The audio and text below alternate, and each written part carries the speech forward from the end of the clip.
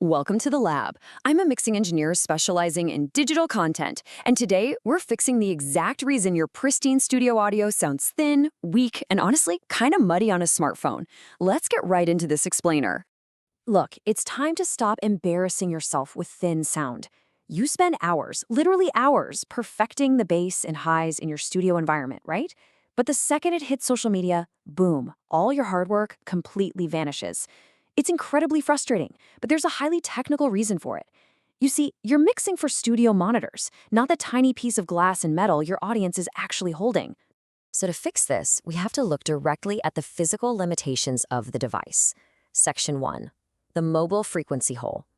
Let's see what the smartphone speaker actively deletes. Here are the specific numbers that are straight up killing your mix.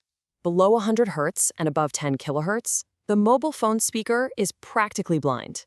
It physically cannot push the air required to reproduce these extreme frequencies. When you look at a standard frequency response graph for an earbud, which mirrors the curve of a smartphone almost exactly, it proves the reality scientifically.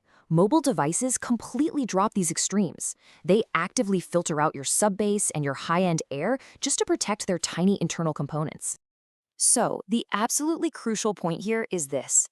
Pushing those invisible low frequencies on your EQ doesn't actually give you more bass on a phone. It just eats up your headroom. Those low frequencies are secretly stealing crucial energy from the rest of the sound. And when you export, that invisible sub-bass triggers the social media platform's harsh limiters, ultimately squashing your entire track. Since the extreme highs and lows are essentially gone, your mix will live or die based on how you handle the frequencies the phone can actually reproduce. Section 2. Mid-range is always king. It's all about dominating the visible spectrum.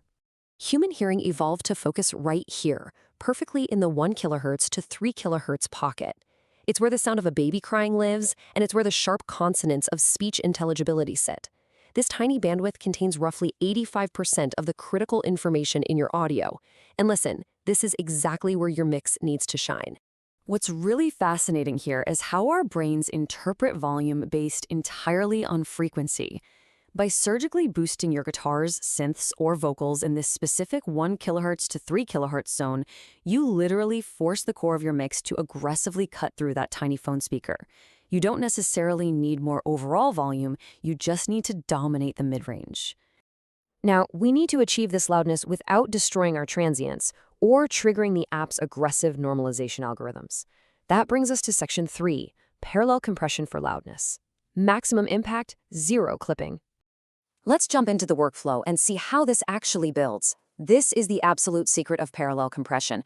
Step 1, you route your signal to an auxiliary channel, creating a duplicate. Step 2, you smash that duplicate with a high-ratio compressor using fast attack and release settings.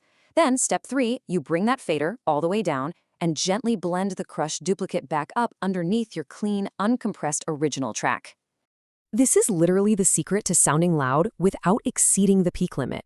Because your clean original track is still playing, your initial transients, like the sharp hit of a snare or the pluck of a guitar, remain completely intact and punchy. But you get all the perceived loudness, density, and thick body from the compressed duplicate sitting right beneath it. It's a total game changer. But wait, what about the bass? If the phone physically cannot play anything below 100 Hz, how do we get our heavy low end back? Section 4, Harmonic Saturation Bass Trick. We are hacking the human brain. We do it by relying on an incredible psychoacoustic phenomenon called the missing fundamental.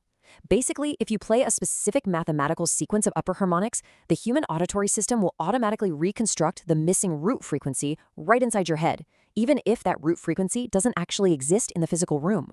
By applying harmonic saturation, which is really just adding highly controlled dirt and distortion to your bass track, we deliberately generate those upper harmonics. We're essentially synthesizing new overtones that sit right up in the 200, 300, and 400 Hz mid-range pocket.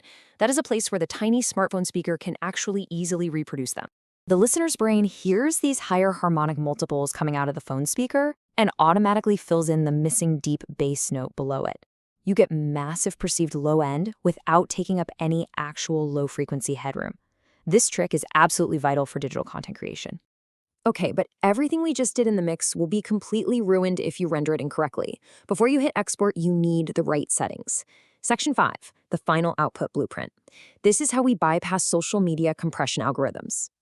You want to stick rigorously to these parameters. Obviously, you want 1080 by 1920 resolution at 30 frames per second, but for your audio, you must use the AAC audio format at 256 kilobits per second with a 48 kilohertz sample rate. By giving the platform algorithms the easiest possible file to process, you prevent them from applying destructive adaptive gain and high-frequency roll-offs to your mix. Finally, make sure to use a true peak limiter at the very end of your mastering chain and set the ceiling to -1 dBFS. A standard peak limiter will actually miss inner sample peaks that happen during digital conversion. Setting your ceiling to -1 leaves just enough crucial headroom so the streaming platform's transcoding process doesn't introduce nasty distortion when it plays back on a mobile device. So here is your definitive signal chain to dominate the mobile feed. First, cut the extreme highs and lows that eat your headroom. Second, surgically boost the 1 to 3 kilohertz mids. Third, use parallel compression to get loud without clipping. Fourth, saturate your bass harmonics to literally trick the brain. And finally, always export at a -1 dBFS true peak. Apply these steps and your audio will finally stop getting lost in the scroll. To make this as seamless as possible for you, I've prepared an output EQ preset focused precisely on those frequencies that mobile phones understand. If you want to stop embarrassing yourself with thin sound in your videos, the link is below. Go ahead and download it, drop it onto your master bus, and render your next piece of content. Try it, and then come back here to tell me if your engagement didn't increase along with the audio quality. Once you hear how much power psychoacoustics has over human perception, you have to ask yourself, what other invisible audio illusions are top creators using to keep viewers hooked? Thanks for joining me in the lab for this explainer. Now go fix your mix.